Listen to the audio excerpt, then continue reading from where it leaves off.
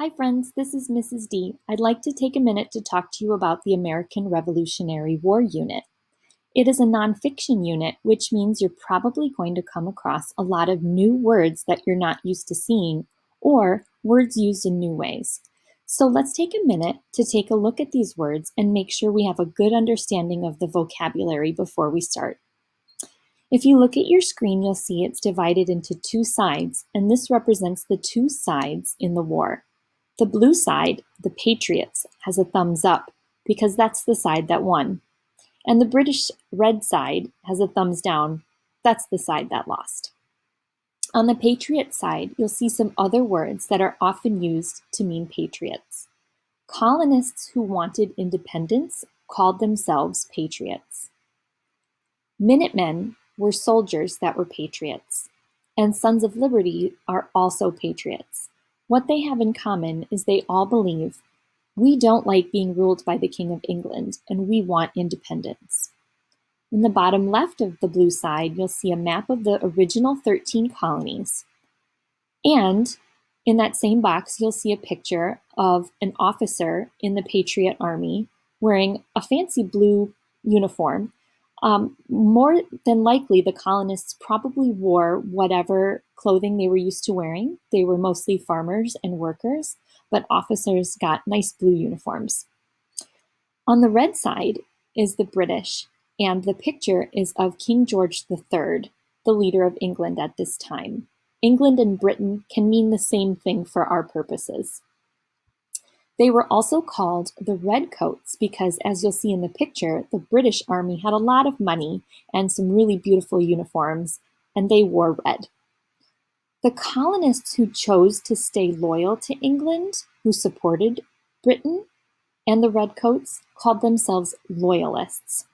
These were probably colonists who had money or power and were worried about losing their money or power, and they wanted things to stay the same.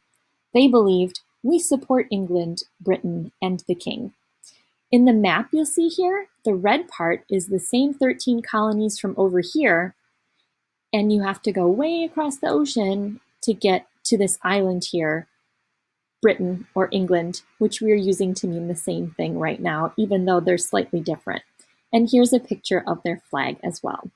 So these are the two sides in the war.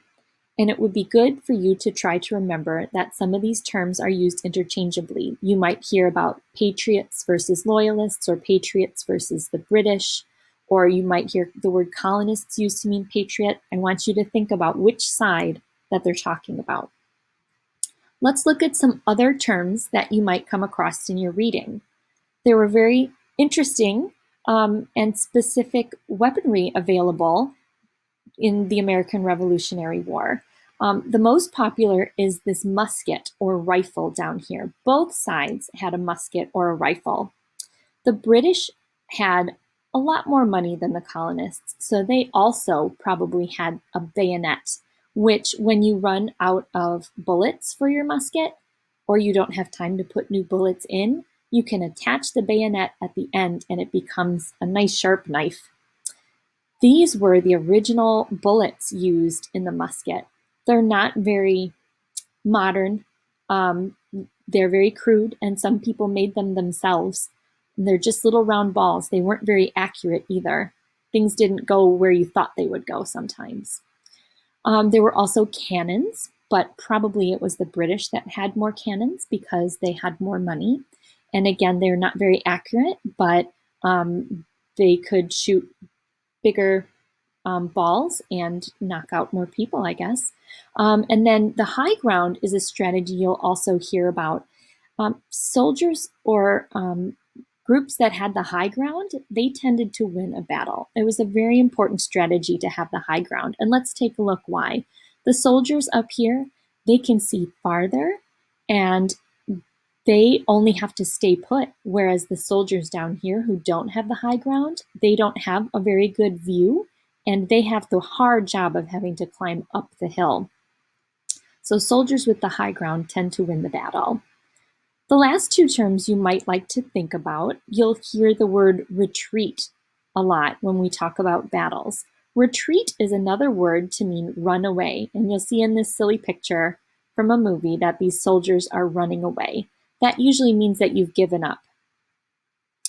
You'll also see the word rebel. It looks the same as the word rebel, and those two words are related. To rebel means to fight back or resist. The patriots, the colonists who wanted independence, were rebelling against Britain and King George III. They wanted to be independent. They were rebelling.